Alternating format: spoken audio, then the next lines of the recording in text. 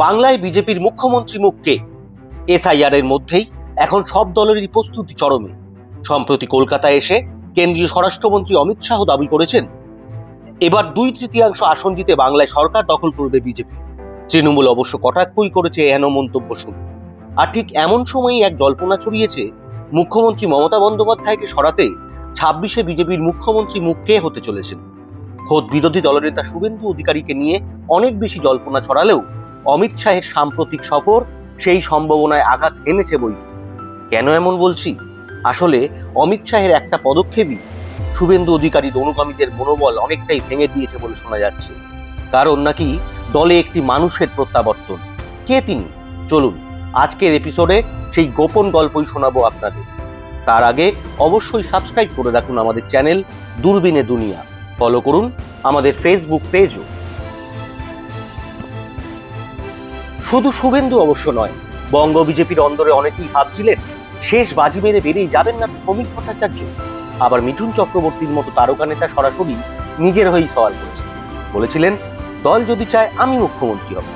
বিজেপির অন্দরই আবার কানাঘুষো একেবারে শেষে গিয়ে চমকে দেবে আরএসএস নেতৃত্ব। আর এরই মধ্যে অমিত শাহের কলকাতা সফর, আর সেই সফরেই এমন এক নেতাকে দলে পুনঃপ্রতিষ্ঠা দিলেন তিনি, যা দেখে অনেকেই অবাক। আবার দলের অন্দরে অনেকেই বলছেন এমনটাই তো দরকার ছিল। আপনারা ভাবছেন তো কে সেই নেতা? তিনি আর কেউ নন, স্বয়ং দিলীপ ঘোষ। অমিত শাহের বৈঠকে রাজ্য বিজেপির অন্য নেতাদের সঙ্গে অভাবনীয়ভাবে ডাক পান দিলীপ ঘোষ।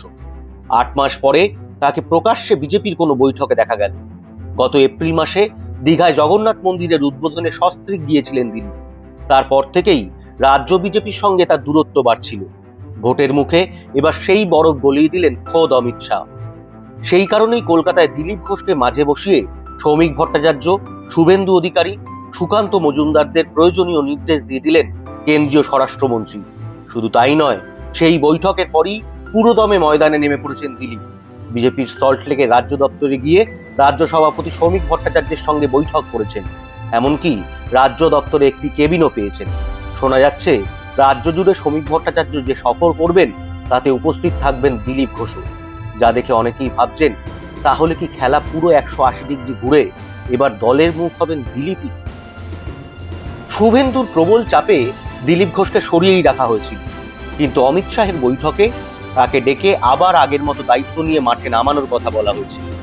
দিলীপ ঘোষ সেই সুযোগ যে ছাড়বেন না তা বলাই বাহুল্য। একা শুভেন্দুকে দিয়ে হবে না, তা বুঝেই কি আপনাকে স্বমহিমায় ফেরালো দলের হাইকমান্ড? এই প্রশ্নে দিলীপ রীতিমতো ছক্কা হাঁকিয়েছেন। বলেছেন পার্টি তো কোনো একক ব্যক্তির ভরসায় চলতে পারে না।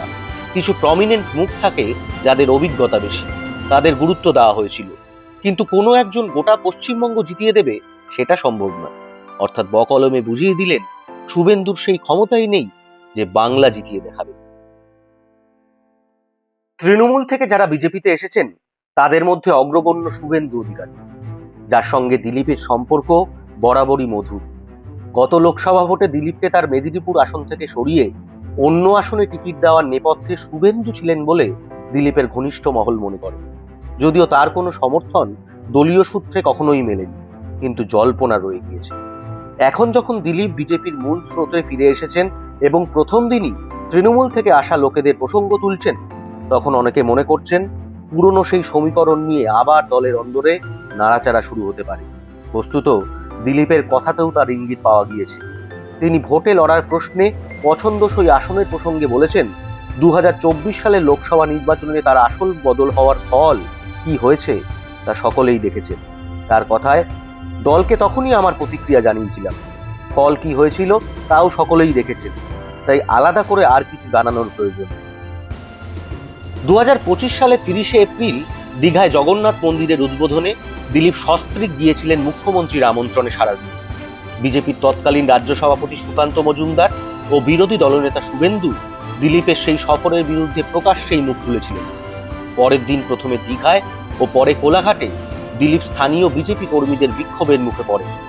এবার খোদ অমিত শাহের মধ্যস্থতায় দলে কামব্যাক করে দিলীপ স্পষ্ট করে দিচ্ছেন, যারা বিক্ষোভ দেখিয়েছিলেন দিলীপ তাদের বিজেপি কর্মী হিসেবে মানতেই অস্বীকার করেন। তিনি বলেন, বিশেষ পরিস্থিতিতে কিছু লোক বাইরে থেকে এসেছে, তারা ওই গো ব্যাক আর কালো পতাকা সংস্কৃতিতে বিশ্বাসী। কখন কাকে দেখাতে হয় তারা ভুলে যায়। এক্ষেত্রেও তার নিশানায় আসলে শুভেন্দু বলেই মত বঙ্গ বিজেপির অনেকের। তাহলে আসল প্রশ্নটার উত্তর কি? মুখ্যমন্ত্রী হিসেবে বিজেপির মুখ কে? তা নিয়ে বারংবার প্রশ্নের মুখোমুখি হতে হয়েছে দলের রাজ্য সভাপতি শ্রমিক ভট্টাচার্যকে। যদিও প্রশ্নের জবাব এড়িয়ে বিজেপির রাজ্য সভাপতি বারবার দাবি করেছেন, এতগুলো রাজ্যে নির্বাচন লড়ছি, কোথাও কি কাউকে মুখ করা হয়েছে? এই বিষয়ে দলের সর্বোচ্চ নেতৃত্বের ওপর দায়িত্ব চাপিয়েছেন তিনি। জানিয়েছেন, পার্টি যদি মনে করে তাহলে মুখ্যমন্ত্রী মুখ ঘোষণা করতেই পারে।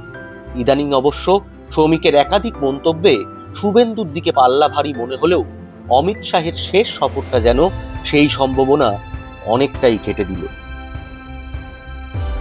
তবে একটা সময় শ্রমিককেও মুখ করা নিয়ে সম্ভাবনা যে একদম ছিল না তা নয়, কিন্তু শ্রমিক রাজ্য সভাপতি ঘোষণা হওয়ায় শুভেন্দুর রাস্তা অনেকটাই পরিষ্কার হয়ে যায়।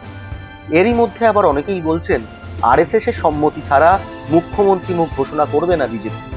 সেক্ষেত্রে শুভেন্দুর সঙ্গে আরএসএস এর সংযোগ যে খুব গভীর বা আস্থার তা এখনো স্পষ্ট নয়। কেউ কেউ আবার টিপ্পনি কেটে বলছেন, নন্দীগ্রামে মমতা বন্দ্যোপাধ্যায়কে সামান্য ভোটে হারানো ছাড়া রাজ্য জুড়ে শুভেন্দুর গ্রহণযোগ্যতা এখনো প্রশ্নাতীত নয়। তিনি দৌড়চ্ছেন ঠিকই, কিন্তু ভোটের ময়দানে সেই দৌড় এখনো সাফল্য এনে দেয়। সেই সময়ই হঠাৎ দিলীপ ঘোষকে সামনে এনে দলে পুরনো জায়গা ফিরিয়ে দিলেন অমিত শাহ। যা দেখে শুভেন্দু অনুগামীদের অনেকেই দেয়াল লিখন স্পষ্ট দেখতে পাচ্ছেন।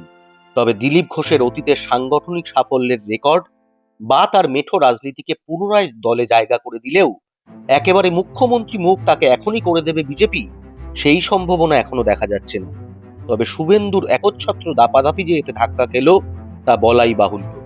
দিন যত এগোবে বিজেপির এই মুখ বাছাই নিয়ে শোরগোল যে আরো বাড়বে তা এক প্রকার নিশ্চিত।